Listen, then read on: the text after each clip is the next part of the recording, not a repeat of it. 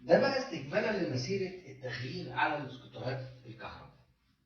السكوتر اللي قدامنا ده سكوتر 72 فولت 2000 واط، ده كان جاي بست بطاريات ليد اسيد.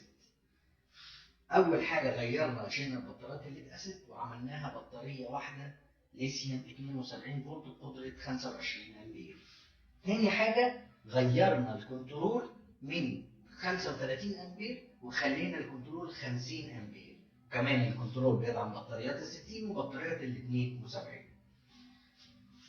هنا ده التغيير كده، ودي هنا لسه طبعا بنعدل الاسلاك بتاعه الكنترول عشان ما تبقاش جايه ستاندر، يعني ما ينفعش اركب فيشه في فيشه عشان ما نبوظش حاجه، فبتحتاج تعديل شويه، ولكن دي تجربه كده بسيطه عشان الناس تفهم.